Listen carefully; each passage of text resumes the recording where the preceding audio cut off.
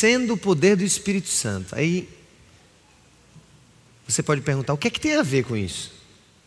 Sabe o que é isso aí? É a vida da gente na pós-modernidade. Para lá e para cá. Fazendo coisas, ganhar dinheiro, trabalhar mais.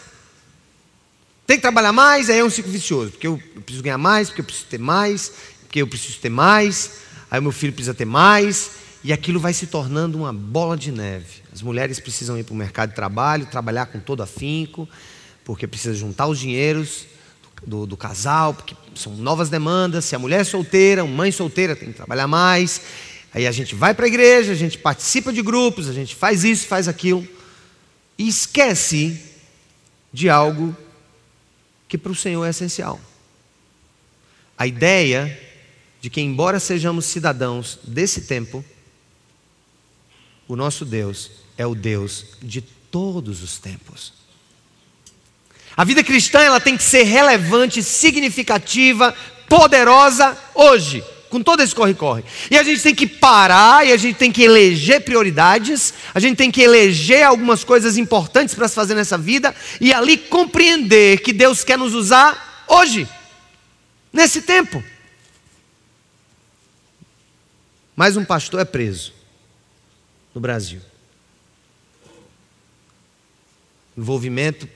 Possível envolvimento com fraudes.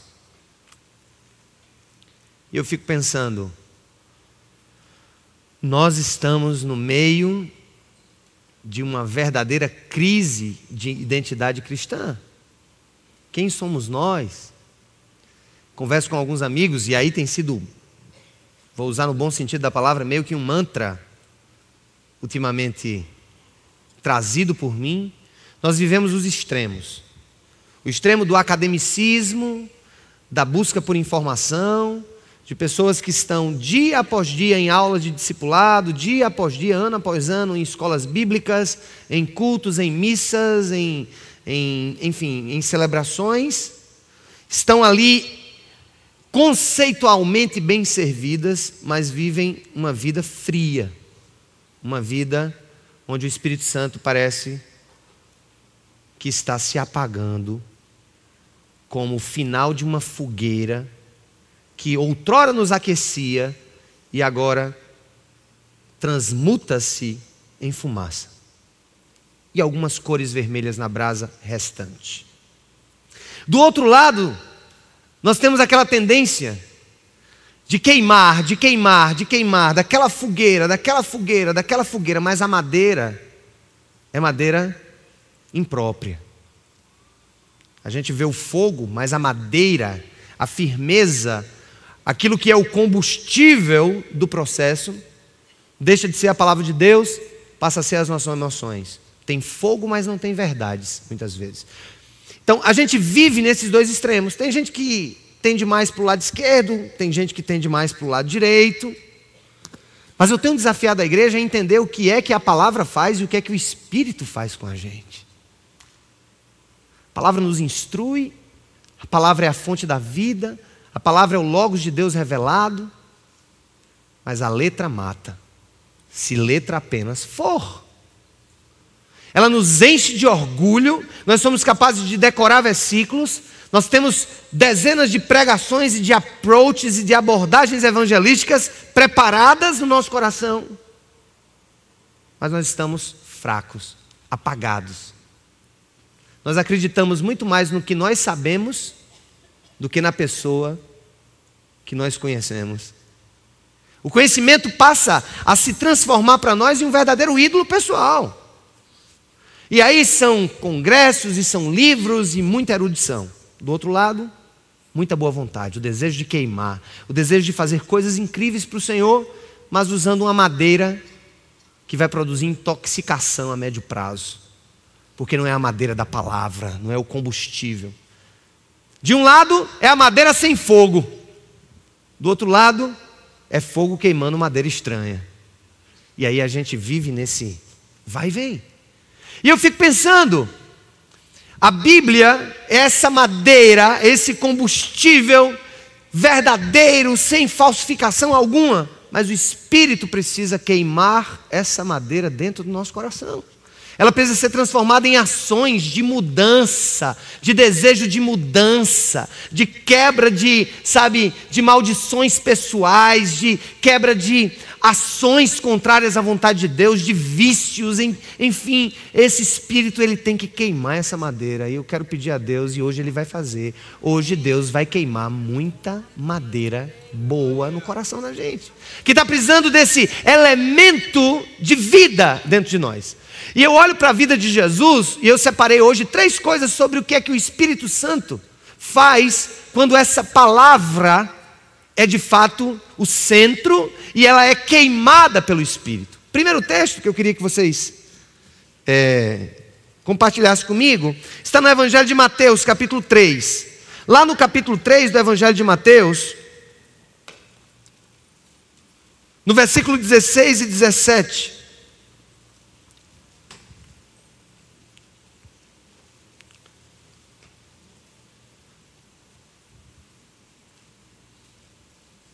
Assim que Jesus foi batizado, Mateus 3, 16, 17. Assim que Jesus foi batizado, Ele saiu da água, amém, gente? Naquele momento, o que é que aconteceu? O céu se abriu e Ele viu o Espírito de Deus descendo como pomba e pousando sobre Ele. Está lá o Espírito, está lá a representação do poder, está lá Deus Espírito Santo pronto para usar o Filho. Está lá Deus Espírito Santo em toda a sua plenitude, na simbologia de uma pomba, naquele lugar. Mas na hora que o Espírito Santo de Deus vem, uma palavra é bradada pelo Pai. E naquele mistério da Trindade, o Filho a serviço do projeto de redenção, o Pai como autor desse projeto, e o Espírito Santo como combustível para que aquele projeto fosse à frente. Na hora que Jesus é batizado para começar o ministério público dele, a vida pública dele, o Espírito Santo vem e ele visualiza, ele vê a terceira pessoa da Trindade vindo sobre ele em uma unidade indissolúvel. Mas uma voz aparece, uma voz dá sentido àquela união. Uma voz faz com que a vinda do Espírito Santo tenha um sentido pleno, não apenas do poder que será dado. Mas Deus brada e diz: este é o meu Filho amado, em quem eu me comprazo, em quem eu tenho alegria. O Filho que é a expressão de toda pureza, toda beleza, toda verdade, toda retidão, toda justiça. Gente, isso é muito maravilhoso. O que acontece naquele momento especial, sabe o que é?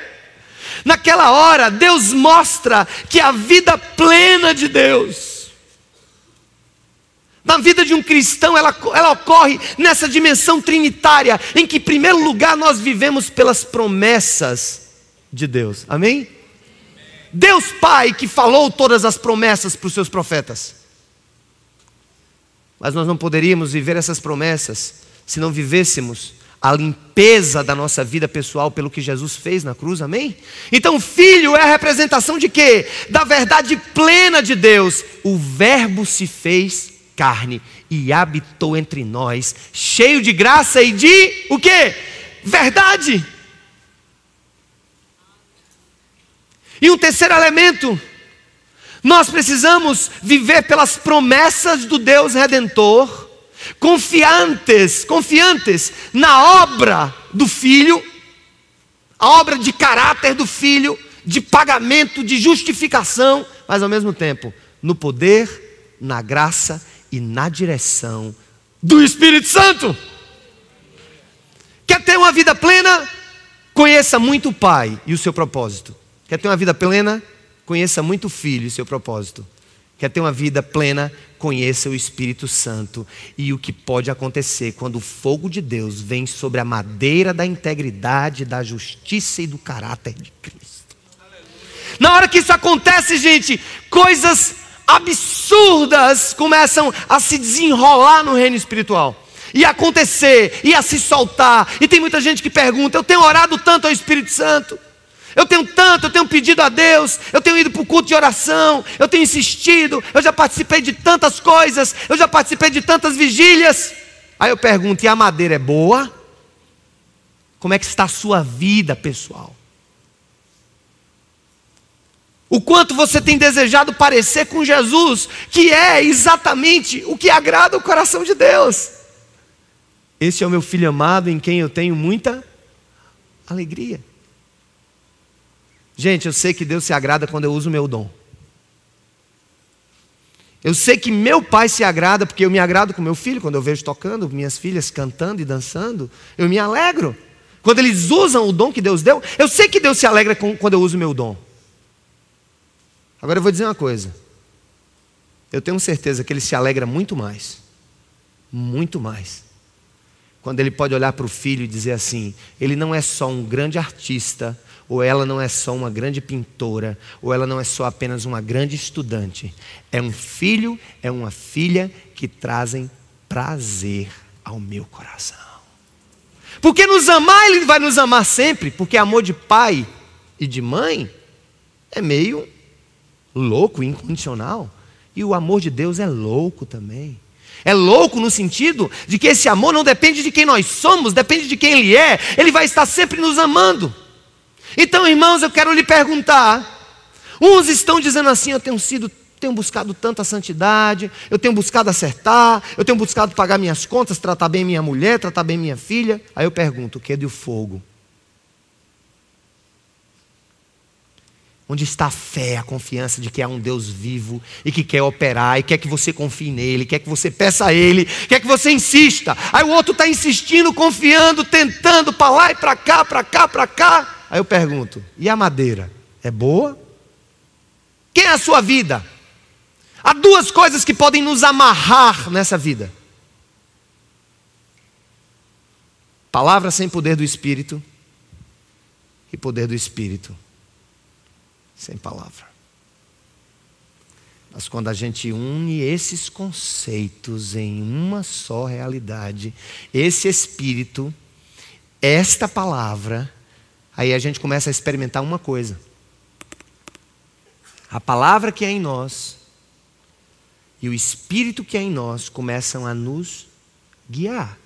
Olha o Evangelho de Mateus e vê o que acontece com Jesus logo após no capítulo 4. E ele diz assim, depois que Deus diz, este é meu filho amado de quem me agrado.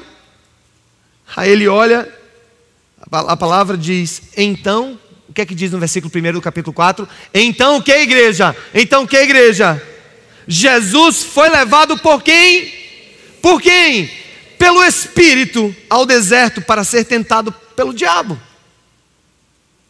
O Espírito então conduziu a Jesus em todos os caminhos da vida dele. A verdade da palavra e o poder do Espírito. Deixa eu dar um exemplo para vocês. Em uma das viagens missionárias de São Paulo, de Paulo de Tarso, ele chegou em um momento e ele desejou ir para um lugar. Aí eu pergunto a você, Paulo estava ou não a serviço de Deus a pregar o Evangelho para todos os povos? Sim ou não? Sim. Ele era o apóstolo gentil, sim ou não? Sim. Há alguma dúvida sobre isso? Não há dúvidas. O que ele queria fazer era justo? Era.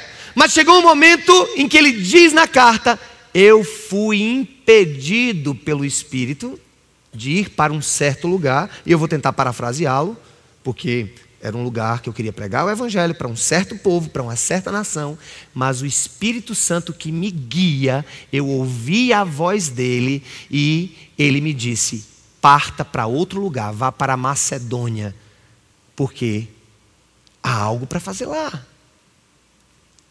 E na hora que Paulo, cheio dessa palavra, cheio dessa ética, cheio do caráter de Cristo, queimando de amor por Jesus, ele se deixa, ele acredita, ele busca o sobrenatural de Deus e se deixa conduzir pelo Espírito Santo. Ele não só vai fazer uma coisa que era justa, ele foi fazer uma coisa que era justa e que estava no centro exato da vontade de Deus. Onde é que eu quero chegar com essa breve exposição? É possível que você esteja querendo fazer as coisas certas, a tomar caminhos que são justos, mas não são exatamente os caminhos que o Espírito Santo quer que você percorra. Amém, igreja? E como é que eu vou entender isso? Quando eu buscar intimidade. E quando é que a intimidade acontece? Quando o Espírito Santo deixa de ser alguém que eu procuro eventualmente, e eu começo a conversar 24 horas por dia com Ele. Eu quero confessar uma coisa para vocês.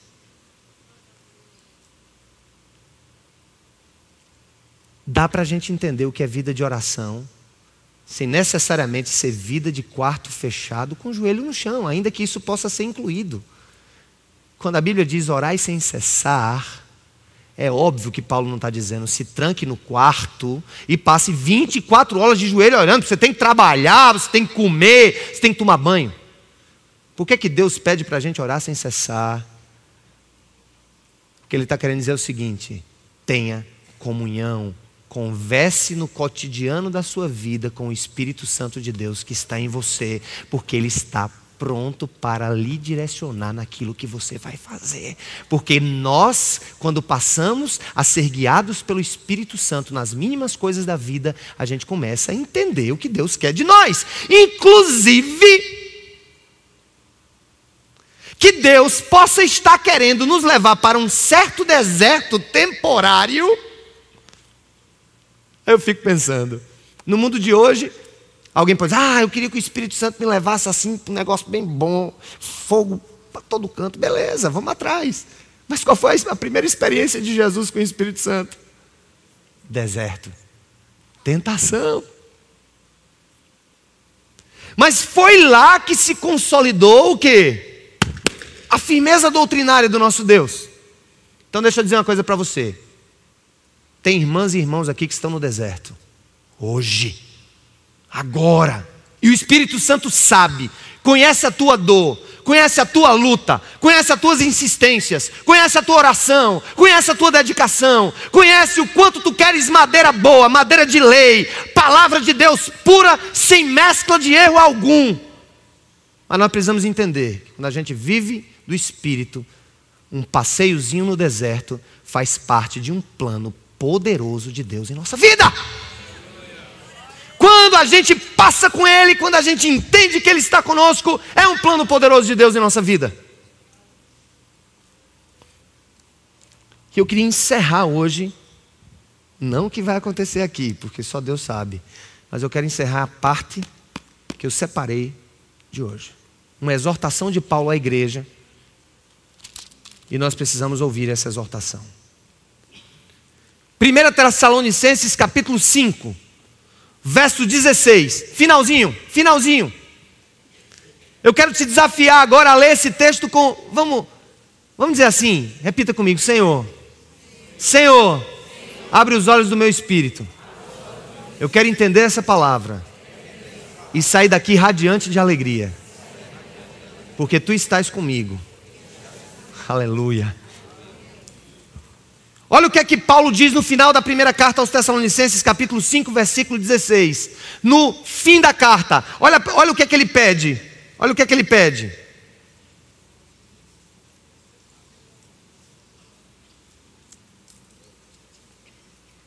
Versículo 16, todo mundo achou? Vamos me acompanhar, o que é que ele diz? Alegrem-se sempre. Deixa eu perguntar uma coisa para vocês, sempre é o quê? É sempre, né? Alegre-se o quê, gente? Sempre. Alegrar-se sempre é sempre estar com algo, alguma razão de algum problema que não existe mais e que a gente vai se alegrar, não. Sabe por quê? Por que Paulo pede para a gente se alegrar sempre? Ele não está pedindo coisa doida, gente. Ele está fazendo uma comparação muito simples. As coisas da vida. Filho, marido, trabalho, amigo, igreja, relacionamentos, sempre terão alguma razão de tristeza para nós. E por que Paulo diz alegre-se sempre? Estaria ele louco? Não. Ele está querendo dizer o seguinte: alegre-se sempre no Senhor, porque Ele é a fonte da tua vida, da tua graça, da tua salvação, da tua existência. Alegre-se sempre nele. Pode até ficar triste com as coisas da vida, mas nunca se deixe de tal maneira abater que a alegria no Senhor e na confiança que nós temos nele se apague do nosso coração. Eu quero dizer uma coisa para vocês: talvez hoje nem tudo será respondido pelo Senhor para nós, mas vamos sair daqui dizendo: Senhor, eu me alegro em Ti, porque Tu és o dono da minha vida. Eu me alegro em Ti, porque Tu sabes a minha dor. Eu me alegro em Ti, porque eu vou passar desse deserto de mão dadas contigo, e vou sair do outro lado, e vou cantar louvores ao Teu nome, e ainda vou ensinar pessoas o que significa louvar e adorar um Deus que é vivo, justo, poderoso, amigo, companheiro e insistentemente parceiro nas nossas jornadas. Glorifique ao Senhor, porque Ele é a nossa vida. Alegre-se no Senhor, porque Ele é a nossa vida.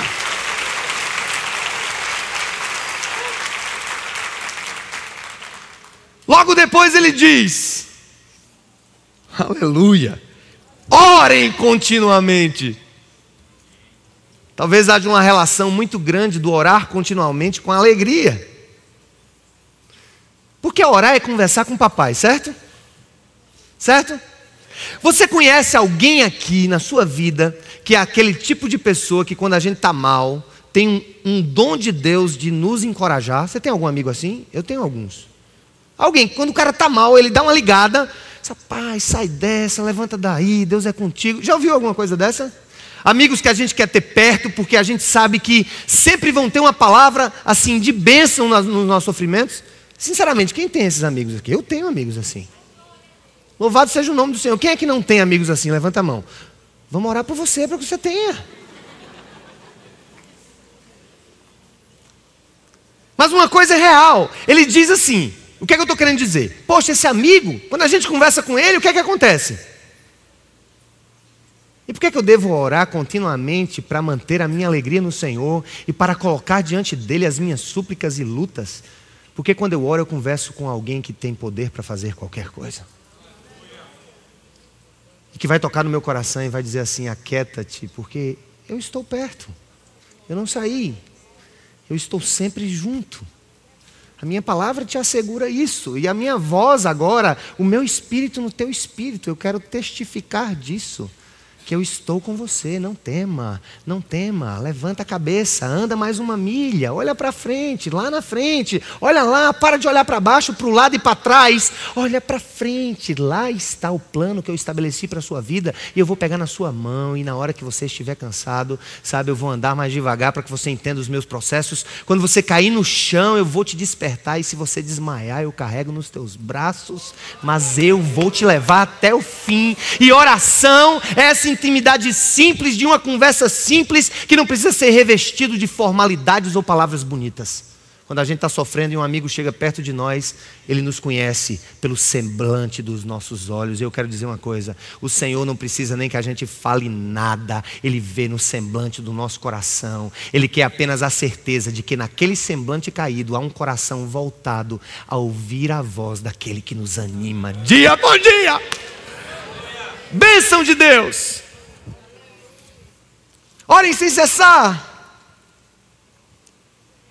Versículo 18, qual é o outro conselho de Paulo? Deem graças em todas as circunstâncias. Ah, Senhor, como é difícil essa parte. Quando é difícil dar graça, quando a gente é traído. Quando é difícil dar graça, quando a gente é esquecido. Quando é difícil dar graça, quando a gente estende a mão para alguém e aquele alguém cospe na nossa mão. Como é difícil dar graças, quando a gente perde algo que tinha estabelecido como alvo pessoal. Como é difícil dar graça, quando a gente olha para alguém que está do nosso lado e aquele alguém não está em sintonia com a nossa vida espiritual. Como é difícil dar graças, quando as lágrimas correm nos nossos olhos. Como é difícil dar graças quando a gente não compreende o que esse Pai amoroso está fazendo nas madrugadas escuras da nossa vida. Mas isso aqui não é um conselho. Isso aqui é uma ordem de Deus. Porque se Ele está ordenando, deem graças em todas as circunstâncias, é porque de alguma maneira essas circunstâncias se converterão em bênçãos de Deus na nossa vida. E eu tenho que acreditar nisso e dizer: louvado seja o teu nome, Senhor. Eu vou encerrar por hoje, no versículo 19. Sim, olha o que diz o 18, eu nem li o resto. Deem graças em todas as circunstâncias, por quê? Pois esta é o que, gente? É a vontade de Deus para vocês em Cristo Jesus. Agora, às vezes eu entendo alguns pregadores assim que eu tenho uma grande admiração, embora discorde de alguns pontos teológicos, mas isso é uma questão que Deus supera pelo amor. Joel Osteen. Sob o ponto de vista teológico, eu acho que ele tem alguns pontos a corrigir. Mas ele é um cara que ama tanto as pessoas, ama tanto a Deus. Eu tive a oportunidade de ver um culto, assistir um culto lá na igreja dele. 30 mil lugares a igreja. Aliás, 22 mil lugares. Compraram um estádio de basquete. Agora sim, são 5 cultos no final de semana. Passam por lá 80, 100 mil pessoas. Se você entrar na internet ou olhar alguma pregação do Austin, ele vai estar sempre para cima. Embora a gente sabe que ele não é ET e que tem dia que ele vai estar para baixo. O que é que nos coloca para cima, gente? Não deve ser o estado em que passamos. O que deve nos colocar para cima é a certeza de que Deus está no controle de todas as coisas. É por isso que ele disse: alegre-se em todas as coisas, deem graças, porque esta é a vontade de Deus. Não é uma opção, é uma vontade de Deus. Então deixa eu dizer para você, Deus quer que a gente se alegre em todas as circunstâncias e dê graças em todas as circunstâncias e lute em todas as circunstâncias, porque Ele vai usar todas elas para construir a coroa que nós vamos entregar a Ele para a própria glorificação do nosso Deus através da nossa vida. E no final, sim, um dia o Senhor vai dizer: servo bom e fiel, toma aqui a tua vitória, porque tu me honrastes nos momentos difíceis, deste graças. Os que murmuram, os que só reclamam, os que estão sempre criticando os outros, sempre criticando as suas igrejas, esses vão ficar no meio do deserto. Dê graça, interceda, seja firme na busca por entender que Deus está assim testando inclusive a nossa fé. Quando Ele diz: em tudo dá graça, porque essa é a vontade de Deus em Cristo. Quantos estão dispostos a seguir essa palavra hoje? Diga amém. Amém. Mas ainda não acabou. E aí eu quero já chamar a banda para cá. Porque ele nos dá um conselho. E eu vou tomar esse conselho como ordem. Vocês querem tomar o último conselho dessa noite como ordem? O que é que Paulo diz aos Tessalonicenses? Não apaguem o espírito e não tratem com desprezo as profecias, mas ponham à prova todas as coisas e fiquem com o que é bom. Deus está dizendo: não apaguem o espírito. Por que Ele está dizendo não apaguem o espírito? Para uma igreja recém-nascida, como Tessalônica, é porque eles estavam apagando o espírito. Observe que essa carta e essa exortação foi para uma das igrejas que mais Paulo elogiou. Vamos ver? Volta para o primeiro capítulo da carta aos Tessalonicenses. Olha o que é que ele diz da igreja. Versículo 2 do capítulo 1. Era uma igreja boa, era uma igreja santa, era uma igreja exemplo de conduta, de madeira boa. Olha o que diz a palavra no versículo 2 do capítulo 1. Sempre damos graças a Deus por quem? Mencionando-os em nossas orações, lembramos-nos continuamente diante de nosso Deus e Pai o que vocês têm demonstrado. O que é que a igreja tinha feito? O trabalho que resulta da fé, o esforço motivado pelo amor, a perseverança proveniente da esperança em nosso Senhor Jesus Cristo. Era uma igreja santa ou não era? Sim ou não? Mas estava apagando o espírito.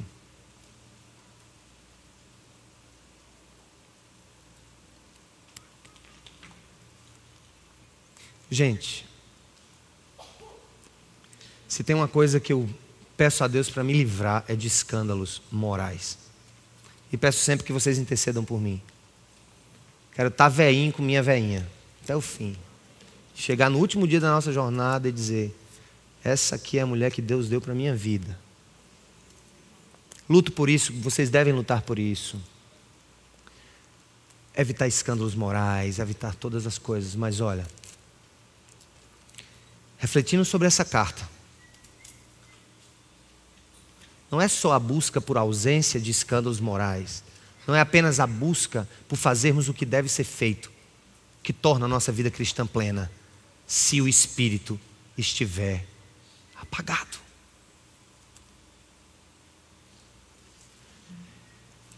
O que é apagar o Espírito? Não vou orar não, estou fazendo a minha parte. Não vou interceder mais por isso, eu não acredito que isso possa acontecer. Deus é soberano. Aí você começa a pegar a soberania de Deus, que é um conceito teológico firme, que nós acreditamos, e usar a soberania de Deus como desculpa para não acreditar no sobrenatural. Eu preciso dizer: Senhor, Tu és soberano. No final o Senhor vai fazer o que quer, não tem homem que mande o Senhor fazer nada. Mas tem um detalhe: eu acredito na Sua soberania, mas eu sou Teu filho. E como filho eu vou te clamar, e eu vou acreditar que o Senhor move montanhas, eu vou acreditar que o Senhor restaura vidas, eu vou acreditar que o Senhor vai me levantar do chão, eu vou acreditar que o Senhor vai mudar meu casamento, eu vou acreditar que o Senhor vai mudar o meu filho, eu vou acreditar que eu vou ser útil em Tuas mãos, eu vou acreditar que o Teu poder vai me usar, e eu vou fazer coisas que eu não imagino. Eu confio nesse poder, eu confio na Tua soberania, mas eu confio nesse poder. Não deixa que eu apague o Teu Espírito. Antes, Senhor, acende labaredas de fogo no meu coração a respeito deste poder do Espírito Santo que há em mim. Eu quero entender isso de maneira plena, e eu não quero ter medo algum de clamar, mesmo hoje, porque se o Senhor quiser hoje, as janelas dos céus podem se abrir, e coisas maravilhosas podem acontecer na nossa vida, na minha vida, na nossa família, e nós vamos dizer assim agora: Senhor, repita: Senhor, não nos deixa apagar o Espírito. Pelo contrário, Senhor, acende mais, inflama mais, aumenta mais, que eu quero ver na terra dos viventes a Tua glória se manifestando em minha vida e na vida daqueles que eu amo e por quem eu tenho intercedido. Dê um glória ao Senhor por isso, e acredite que Ele está ouvindo a nossa voz. Acredite que o Espírito Santo está ouvindo a nossa voz. Acredite que o Senhor está ouvindo a nossa voz, porque Ele é bom e a Sua bondade dura para sempre. Não.